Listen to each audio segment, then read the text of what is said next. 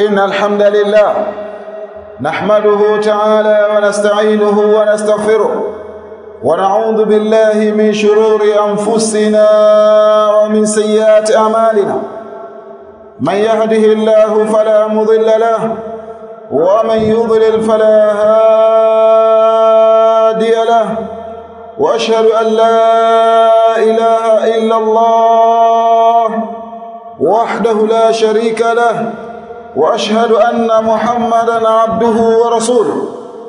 يا أيها الذين آمنوا اتقوا الله حق تقاته ولا تموتن إلا وأنتم مسلمون.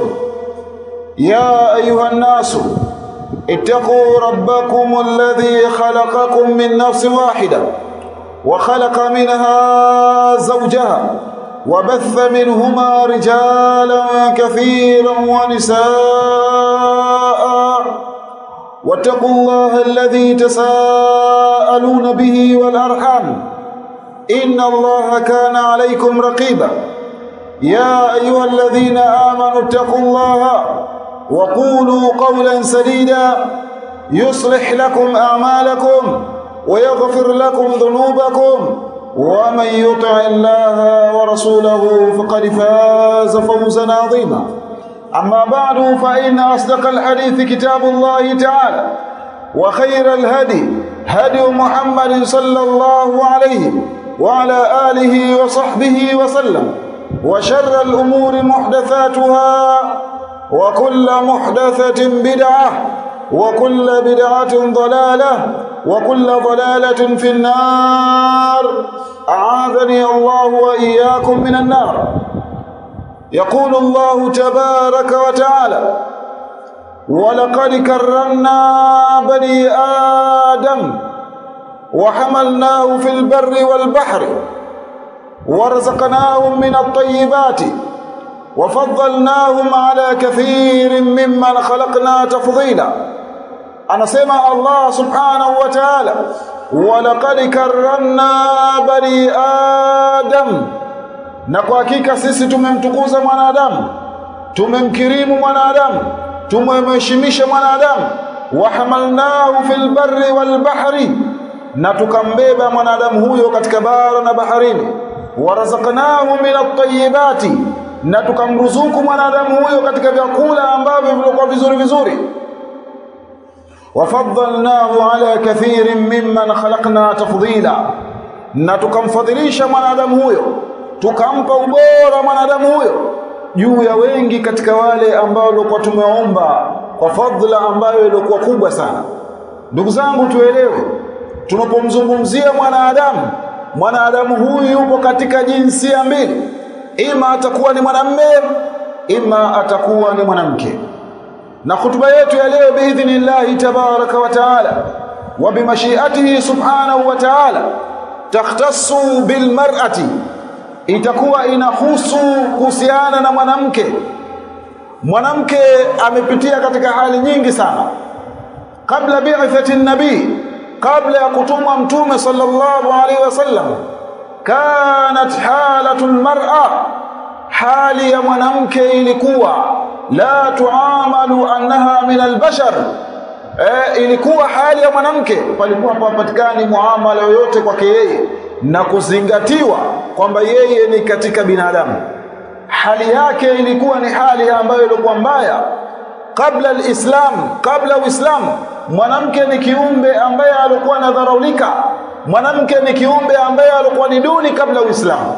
Lakini baada ya kuja uislamu ukamtukuza mwanamke, ukamkomboa kutoka na hali hiyo ambayo ilikuwa duni. Uislamu ukampa hadhi mwanamke wa Kiislamu, ukamweka katika makanatan rafia, katika ile nafasi ambayo ilikuwa ya juu kabisa. Lakini ikiwa mwanamke mwenyewe atakuwa ni mwenye kujielewa, bali ilikuwa mmoja wao anaporuzukiwa na kupewa bishara ya kwamba yeye ameruzukiwa mtoto wa kike, basi anaona kwamba yeye amepata msukosuko ambao ulikuwa mkubwa sana, amepata msiba ambao ulikuwa ni mkubwa sana, na anajiona yupo katika mkosi ambao ulikuwa ni mkubwa sana kwa kule kuruzukiwa binti wa kike. Na Allah subhanahu wa ta'ala anatueleza haya katika Qur'an. Wa idha bushira ahaduhum bil untha dhalla wajhuhu muswadda wa huwa kadhim, anapopewa bishara mmoja wao kwamba umeruzukiwa mtoto wa kike, dhalla wajhuhu muswaddan, husawinyika uso wake, hupiga weusi uso wake, wa huwa kadhim, na hali ya kuwa kwamba amejaa chuki, na anakuwa ni mwenye kujaa chuki ya kuchukia jambo hilo. Kwa nini? Kwa sababu ameruzukiwa mtoto wa kike. Yatawara min alqaumi min su'i ma bushira bihi, huwa anajificha kutokana na watu wasimjue kwamba yeye ameruzukiwa mtoto wa kike, watu wasimuone, kwa sababu anajiona yupo katika fedheha ambayo ilikuwa kubwa sana. Min su'i ma bushira bihi, kutokana na ubaya wa yale ambayo alikuwa amebashiriwa, amepewa bishara ya kwamba wewe umeruzukiwa mtoto wa kike. Kwa hiyo yeye analisabu kwamba jambo hilo ni katika jambo la fedheha, ni katika jambo ambalo lilikuwa baya sana. Hizi ndio zama za jahiliya ambazo zilivyo, watu ambao walikuwa hawajui Uislamu. Hizo ndio hali zao ambazo wao walivyokuwa kiishi. Ayumsikuhu ala hunin am yadussuhu fi turab. Sasa akawa yeye mwenyewe anajiuliza, asema ndo nikae naye hivi hivi juu ya fedheha ambayo nilikuwa niko nayo, nivumilie niishi naye, am yadussuhu fi turab, au kwamba nimzike katika ardhi hali ya kuwa ni mzima.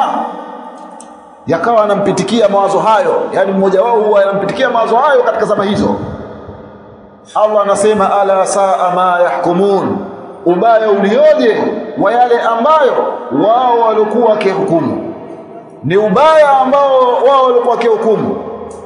Allah subhanahu wa ta'ala akaja kumkomboa mwanamke, akamtoa katika idhlali hiyo, akamtoa katika kudharauliwa huko, akamweka katika nafasi ya kwa yeye ni mwanamke ambaye mwenye kutambulika katika Uislamu. Na ndio maana Allah subhanahu wa ta'ala akayahisabu matendo atakayofanya mwanamume na atakayofanya mwanamke, malipo yake yataendana kutokana na bidii yoyote katika hao vile ambavyo atakavyofanya.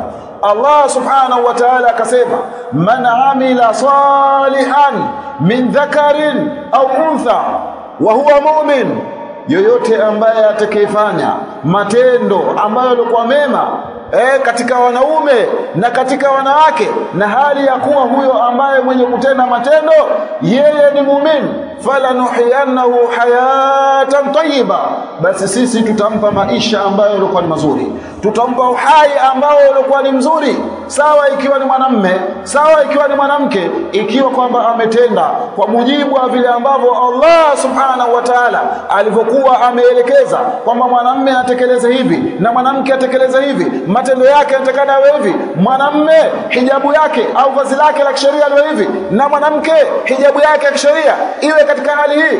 Sasa kila mmoja wapo akatekeleza vile ambavyo Allah subhanahu wa ta'ala alivyomwagiza. Mwanamume yeye akatekeleza kwa mujibu wa sheria ilivyokuwa imemtaka, kuanzia uvaaji wake akavaa Kiislamu, na kuanzia sheria amri za Allah yale ambayo alikuwa ameelekezwa mwanamume akatekeleza. Kadhalika vile vile mwanamke na yeye akatekeleza katika hijabu yake ya kisheria, akavaa kwa mujibu wa vile ambavyo Allah subhanahu wa ta'ala alivyomtaka mwanamke huyo astiri maungo yake, ajistiri mwanamke huyo. Kadhalika vile vile awe katika heshima ambayo ilikuwa ni kubwa, na mwanamke akajikubalisha jambo hilo, basi mwanamke huyo atakuwa na maisha ambayo yalikuwa mazuri kuanzia katika uhai huu wa kidunia. Kadhalika akiondoka katika maisha haya ya kidunia akenda mbele ya Mola wake, basi vile vile mwanamke huyo atakuwa katika maisha ambayo yalikuwa ni mazuri.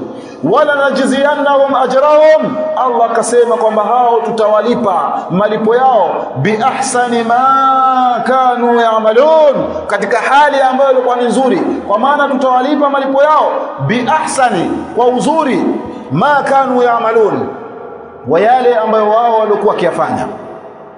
Kwa maana katika hali ambayo ilikuwa ni nzuri mno, wao watapewa malipo hayo, watakuwa katika hali ambayo ilikuwa ni nzuri mno kutokana na yale ambayo wao walikuwa wameyafanya.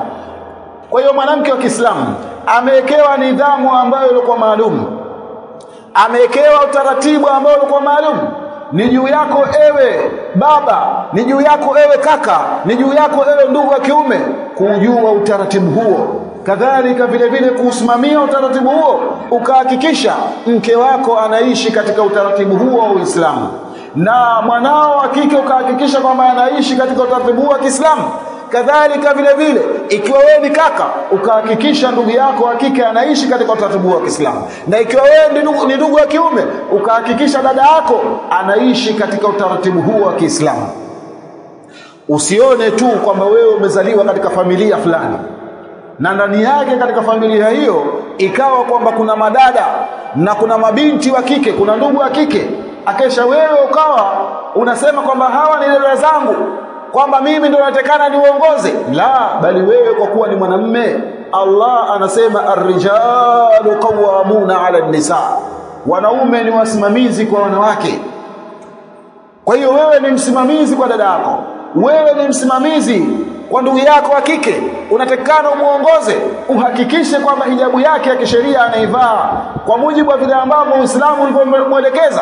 Kadhalika vile vile kusoma kwake dini, wewe ndio ambaye unatakana usimamie, uhakikishe kwamba binti ikiwa ni binti yako, ikiwa ni ndugu yako wa kike, ikiwa ni dada yako, hakikisha kwamba huyu anasoma dini, anaelewa dini, kwa sababu mwanamke akisoma dini ndiyo atafahamu kumfahamu Allah subhanahu wa ta'ala, na atafahamu ni yapi ambayo alikuwa yeye ameelekezwa na ni yapi ambayo alikuwa amekatazwa, kwa sababu wanawake ni katika viumbe ambao walikuwa ni madhaifu mno. Sasa utakapomkosesha mwanamke akawa si mwenye kusoma dini, huyu unamfanya kwamba ule udhaifu wake wote mizizi uwe kroniki, kwa sababu Allah subhanahu wa ta'ala amemtamkisha mtume wake alayhi salatu wassalam ya kuonyesha kwamba mwanamke ana sifa mbili ambazo za mapungufu ya hali ya juu sana. Mtume sallallahu alayhi wasallam anasema, ma raaitu min naqisati al-aqli wad-din adhhabu li lubbi ar-rajuli hazimi min ihdakunna.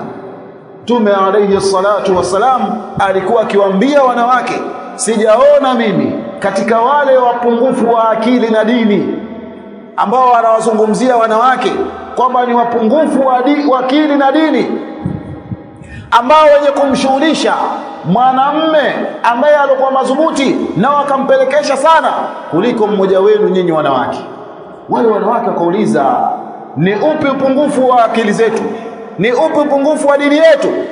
Mtume sallallahu alaihi wasallam akamuelekeza hadithi ikaendelea, lakini nilipotaka mimi kupazungumza kwamba wanawake Mtume alayhi salatu wassalam amewasifu kwa sifa ya naqisati al-aqli wad-din, ni wapungufu wa akili na wapungufu wa dini. Sasa wewe mwanamume ndiyo ambaye ulikuwa umepewa majukumu yale, masuhulia ya mwanamke yamebebeshwa juu yako wewe mwanamume. Hasa ikiwa wewe mwanamume si mwenye kuisoma dini, akesha ukamchukua mtu ambaye ni mpungufu wa akili na mpungufu wa dini, bila shaka hapo hatari itakuwa ni kubwa sana, mabalaa yatakuwa ni mengi sana.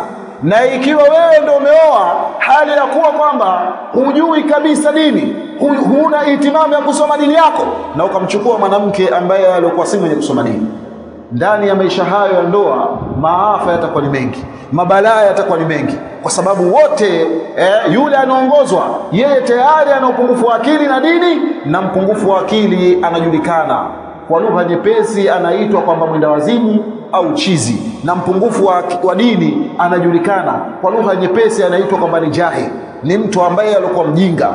Sasa mwanamke kwake yeye kumekusanyika akili zake ziko pungufu, kadhalika vile vile dini yake vile vile iko pungufu. Sasa ewe mwanamume wa Kiislamu, ewe baba, ewe kaka, ewe ndugu wa kiume, ni juu yenu kuwasimamia mabanati zenu, ni juu yenu kuwasimamia wake zenu, ni juu yenu kuwasimamia dada zenu, ni juu yenu kuwasimamia ndugu zenu wa kike, ili jamii iwe ni yenye kutengenekea. Innal hamdalillah nahmaduhu ta'ala wa nasta'inuhu wa nastaghfiruh wa na'udhu billahi min shururi anfusina wa min sayyiati a'malina.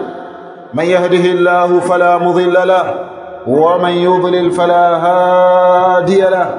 وأشهد أن لا إله إلا الله وحده لا شريك له واشهد أن محمدا عبده ورسوله. Ndugu zangu, tuelewe, tunamzungumza mwanamke kwa sababu mwanamke akitengenekea basi jamii inakuwa inatengenekea kwa kiwango ambacho kilichokuwa kikubwa sana. Ukiona pahala pamezajaa uzinifu, basi mwanamke ana mchango mkubwa wa kule kuharibika kwake, na hilo jambo likawa na mchango mkubwa, na mchango huo vile vile unapatikana kwa kupitia mwanamke wa Kiislamu. Ikiwa sehemu hiyo panafanyika uzinifu, na ikiwa sehemu hiyo vile vile kunafanyika ushirikina, basi vile vile mwanamke katika jambo hilo yumo. Na ukiona kuna sehemu kunafanyika mambo ambayo yalikuwa ya maasi hayana yale, basi elewa mwanamke vile vile yumo. Lakini ikiwa mwanamke atajielewa na atafahamu vile ambavyo alivyoelekezwa na Mola wake na akafuata taratibu hizo ambazo alizoelekezwa katika Uislamu, basi maasi atakuwa ni yenye kupotea, uzinifu utakuwa ni wenye kutoweka, kadhalika na maovu mengine atakuwa ni yenye kutoweka.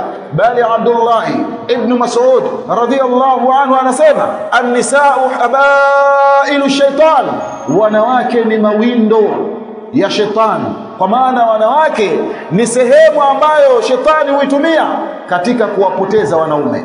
Sasa ikiwa mwanamke ataachiliwa asipewe mafunzo ya dini, ikiwa mwanamke ataachiliwa aishi tu katika maisha ambayo alikuwa ameyazoea, labda wazazi wake walikuwa kiishi hivi, mama yake alikuwa kiishi hivi, na dada yake alikuwa kiishi hivi, na yeye akawa anaishi katika maisha hayo bila ya kuingiza maisha yake katika Uislamu, basi elewa kwamba mwanamke huyo atakuwa yeye ni windo ambalo linalotumiwa na shetani katika kuwapoteza wengine. Sasa ikiwa mke wako, ndugu yangu Muislamu, si mwenye kuvaa hijabu ya kisheria, basi zinduka katika upande huo. Elewa kwamba wewe unamfanya mke wako kwamba awe ni windo la shetani, atumiwe na shetani katika kuwapoteza wengine. Kwa hiyo mvishe mke wako hijabu ya kisheria. Ikiwa dada yako si mwenye kuvaa hijabu ya kisheria, basi mvishe dada yako kuwa ni mwenye kuvaa hijabu ya kisheria. Ikiwa ndugu yako hakika si mwenye kuvaa hijabu ya kisheria, kuwa ni mwenye kumvisha hijabu ya kisheria. Kadhalika bi mkubwa wako, mama yako, kwamba si mwenye kuvaa hijabu ya kisheria, kuwa ni mwenye kumvisha hijabu ya kisheria. Kadhalika ikiwa mke wako si mwenye kusoma dini, si mwenye kufuatilia masala ya dini, zinduka katika upande huo, mtafutie sehemu ambayo ilikuwa sahihi ya kwenda kuisoma dini yake mwanamke huyo. Kwa sababu mwanamke kila ambapo atakapoisoma dini ndio atafahamu zile hila shetani, zile mbinu za shetani, na atajijua kwamba yeye mwanamke ni mpungufu, na atajijua kwamba yeye ni fitna kwa wanaume, kwa sababu ni katika jambo ambalo mwanamke anatakana ajijue kwamba mimi niko katika hali ambayo ya kuwafitinisha wanaume. Kwa hiyo natakana maungo yangu yasionekane, sauti yangu isiwe ni yenye kuwafitinisha wanaume. Mwanamke akijielewa katika upande huo, jamii itakuwa ni yenye kutengenekea. Na mwanamke akipata mafunzo yaliyo sahihi kabisa katika Uislamu, mwanamke huyo atatengeneza jamii ambayo ilikuwa ni bora, kwa sababu yeye ndo ambaye Qur'ani ilikuwa imemwambia waqarna fi buyutikunna wala tabarrajna tabarrujal jahiliyatil ula. Qur'ani imemwambia kwamba kaeni katika majumba yenu. Mwanamke ameambiwa akae katika majumba yao, na akitoka asitoke kama vile ambavyo walivyokuwa akitoka zama za kijahilia. Wasihunike, wasiwe katika hali ambayo kudhihirisha mapambo yao kama watu wa zama za kijahilia walivyokuwa wakifanya. Sasa je, jiulize wewe, mke wako ni mtu ambaye alikuwa ametulizana nyumbani au kila siku yuko miguu na njia? Je, jiulize mke wako wewe akitoka anatoka katika hali ambayo Uislamu ulivyomtaka atoke, au kwamba yeye akitoka anajitokea tu, hata kukuaga hakuaji, au anakupa taarifa tu, hakuaji akakutaarifa kabla ya siku ile kwamba siku fulani mimi nitakwenda sehemu fulani, bali ana wakati wa kutoka kwambia mimi ninatoka, mimi naelekea sehemu fulani. Je, hivi ndivyo ambavyo alivyofundishwa mwanamke huyo? Sasa enyi ndugu zangu Waislamu, tuzindukane katika upande huu, tujue kwamba mwanamke ni kiumbe ambaye ameheshimika katika Uislamu, na yeye mwenyewe anatakana alitambue hilo mwanamke. Na endapo ikiwa kwamba hatofahamu hilo mwanamke, basi atatumika katika matumizi ambayo yalikuwa mabaya. Na asili inaonyesha hivyo kwamba mwanamke anatumika na shetani katika kuwapoteza wanaume. Hata ukikiangalia kile kisa cha Nabiiullah Adam, kulluna naarif, sote tunatambua anna Adam, kwamba Adam alayhi salatu wassalam amekatazwa kuhusiana na kulila tunda. Wakati Allah subhanahu wa ta'ala alipomweka peponi akamkataza asilile tunda, lakini vile vile Allah akamjulisha kwamba huyu shetani ni adui yako wewe na mke wako, kama vile ambavyo Allah alivyotujulisha dunia nzima, viumbe wake wote, inna shaytana lakum aduun fattakhidhuhu aduwa. Adam akajulishwa kwamba shetani ni adui, huyu ibilisi ni adui yako, kwa hiyo mimi nimekataza Mola wako usilile tunda hili. Ibilisi akaona kwamba kumbe hapa kuna agizo, huyu ameagizwa asilile tunda, mimi nitamshawishi huyu ili alile tunda. Kwa hiyo akafanya ushawishi tofauti wa kumshawishi baba yetu Adam alayhi salatu wassalam ili alile tunda, lakini Adam alisimama imara na akawa hajalila tunda. Ibilisi alipoona kwamba anashindwa ile mbinu yake ya kumshawishi huyu aikiuke amri ya Mola wake, aliingia katazo ambalo yeye alikuwa amekatazwa na Mola wake, akaona sasa wacha abadilishe upande, akamwendea mama yetu Hawa akamshawishi alile tunda. Hawa kalila tunda kwa sababu ni mwanamke ana udhaifu, akalila tunda Hawa. Sasa Hawa na yeye akawa anatumika, Ibilisi akawa anamshawishi Hawa amshawishi mume wake ili alile tunda. Kwa hiyo mwisho wa siku Adam akalila tunda kupitia sindikizo la mke wake Hawa. Ndio Mtume sallallahu alaihi wasallam anatuambia katika hadithi ambayo rawahu al-Imam Muslim min hadithi Abi Hurairah radhiyallahu anhu, anasema laula Hawa khanat zawjaha lam takhun untha zawjaha dara, lau kwamba si mama yetu Hawa kumfanyia khiana mume wake. Na khiana inazungumzwa hapa si kwa maana Hawa labda alikwenda kuzini, la, khiana ya hapa ni kumshawishi Adam mume wake alile tunda, na matokezo yake akalila tunda. Anasema lau kwa si mama yetu Hawa kumfanyia khiana mume wake ambaye ni Adam, lam takun untha zawja ad-dar, asingelipatikana katika mgongo huu wa ardhi mwanamke yeyote yule akafanya khiana kwa mume wake. Lakini kuonyesha kwamba ile khiana ina asili, yale mapungufu yale yana asili. Sasa ikiwa haya mapungufu yana asili, na wewe ndo mwanamume uliokuwa umekabidhiwa kuyasimamia mapungufu hayo, na wewe ikawa kwamba ni mzembe, ukawa si mwenye kusimamia imara, jua kwamba utakuwa na hali ngumu sana siku ya Kiyama. Umepewa mke lakini mke wako ikawa humvishi hijabu ya kisheria. Umepewa mke lakini mke wako akawa haswali. Umepewa mke lakini wewe mke wako si mwenye kufuatilia masala ya dini, si mwenye kusoma dini. Anaamka asubuhi mpaka inaingia jioni, hana kabisa habari ya kusoma dini yake. Jua kwamba utakuwa na hali ngumu ewe mwanamume siku ya Kiyama, kutokana na kuwa ni mzembe katika upande huo wa mke wako kumwachilia ovyo.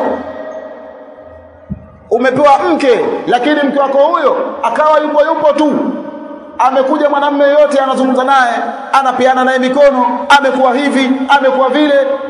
Ni jambo ambalo litakuweka katika pahala ambapo alipokuwa pagumu. Na wale maadui wa Uislamu hili wanalijua kwamba mwanamke amewekewa mazingira maalum. Wao wakafanya minzi kubwa sana ya kumtumilia mwanamke katika kuvuruga Uislamu, na kwa kiasi fulani wamefanikiwa. Sasa tunazinduana, tuzinduke katika hilo.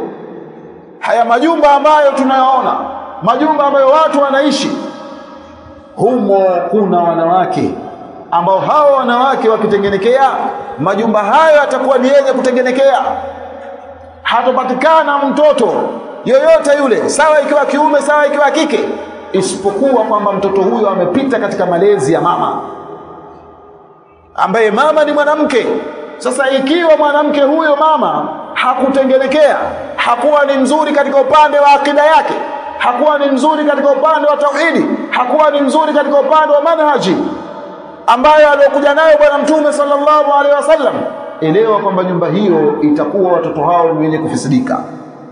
Kwa sababu mwanamke huyo ikiwa yeye si mzuri katika upande wa manhaji, ina maana bid'a kwake yeye zitakuwa zimesheheni, zimekusanyika. Na ikiwa kwake yeye kwamba kuna itikadi ile kwa sahihi si mwenye kuifahamu, elewa kwamba kutakuwa kuna itikadi ambayo ilikuwa mbaya, atakuwa ni mwenye kumshirikisha Allah mwanamke huyo, kwa sababu ya kukosa elimu ambayo itakumfanya ajue ile manhaji ile kwa sahihi, kadhalika fahamu ile itikadi ambayo ile kwa sahihi. Fa aina antum ya rijal, basi mko wapi enyi wanaume ambao wenye kusimamia majumba hayo? Zindukeni na kuweni na itimamu ya kuwalea wanawake katika malezi ambayo yalikuwa ni mazuri. Lakini vile vile ifahamike, mwanamke laha haqqun fil Islam, mwanamke anayo haki katika Uislamu ya kumiliki mali, ya kufanya biashara, ya kuuza na kununua, kadhalika vile vile ya kusoma dini yake, ya kufundisha bima la yukhalifu dinaha, kwa misingi ambayo haikhalifu dini yake. Kwa maana hayo yote yatafanyika kwa mujibu wa misingi ambayo Uislamu hautoweza kukiukwa na mwanamke huyo. Lakini leo wanawake wanatoka ariyati mumilati mailati mumilati, wanatoka katika hali ambayo kwa wao wako watupu, hawajajistiri katika ile hali ambayo Uislamu ulikuwa umeelekeza. Wengine wanaume wao wanamwachia mwanamke aishi katika hali kama hiyo, kwa sababu wanasema mimi uwezo wa kumnunulia shungi sina, kumnunulia baibui sina. Asitoke basi mwanamke huyo abakie ndani ya nyumba mpaka pale ambapo utakapokuwa wewe na uwezo. Hebu tizama Mtume sallallahu alaihi wasallam aliwaambia wale wanawake katika majumba na wale wanaume wasimamizi kwamba katika siku ya Idi wawatoe wanawake wakahudhuria katika musalla wa Idi. Mmoja katika wanawake akasema ikiwa mwanamke hana stara nguo, tunamwambia azime la dada yake, lakini atoke hali ya kuwa amejistiri. Sasa enyi ndugu zangu Waislamu, tuzindukane katika upande huu. Maafa ni mengi, mabalaa ni mengi, na watu wanaishi katika hali ambazo za kawaida, practice ule Uislamu katika maisha yao. Ndio unakuta uzinifu umetapakaa, unakuta liwati zimetapakaa, unakuta ushirikina umetapakaa, unakuta bid'a ni nyingi sana. Na katika hayo mwanamke na yeye anatumika katika kuyatia nguvu hayo. Sasa ikiwa wewe na mimi na yule hatowalea wale ambao walikuwa katika usimamizi wake katika wanawake, elewa kwamba jamii itaendelea kufisidika. Sasa ili kuizuia jamii isifisidike, ili kuitengeneza jamii iwe katika mazingira ambayo yalikuwa ni mazuri, basi elewa kwamba ni lazima wanawake tuwalee katika maisha ambayo Uislamu umetutaka sisi tuingize katika maisha haya, nayo ni maisha ya dini ambayo ilikuwa sahihi. Kwa maana mfumo ambao ulikuwa sahihi ambao alikuja nao bwana Mtume sallallahu alaihi wasallam. Tunamwomba Allah subhanahu wa ta'ala atupe taufiki sisi tuwe ni wenye kuzindukana katika upande huu, na tunamwomba Allah subhanahu wa ta'ala atupe taufiki sisi an-nurabbiya nisaana tarbiyatan sahiha. Tunamwomba Allah subhanahu wa ta'ala atupe taufiki ya kuwalea wanawake tarbiyatan sahihatan, malezi ambayo yalikuwa ni sahihi, kuwalea wanawake zetu, wake zetu, dada zetu, ndugu zetu wa kike katika malezi ambayo yalikuwa sahihi. Kadhalika vile vile tunamwomba Allah subhanahu wa ta'ala azitengeneze hali za wake zetu, azitengeneze hali za dada zetu, azitengeneze hali za ndugu zetu wa kike, na azitengeneze hali za mama zetu na kila ambaye alikuwa katika miliki yetu, usimamizi wetu katika wale wanawake. Allahumma kul lana wala takul alayna وزدنا ولا تنقصنا وأكرمنا ولا تهنا وارفعنا ولا تضعنا وانصرنا ولا تنصر علينا وانصرنا ولا تنصر علينا. آمين آمين. قوموا إلى صلاتكم يرحمكم الله وأقيموا الصلاة.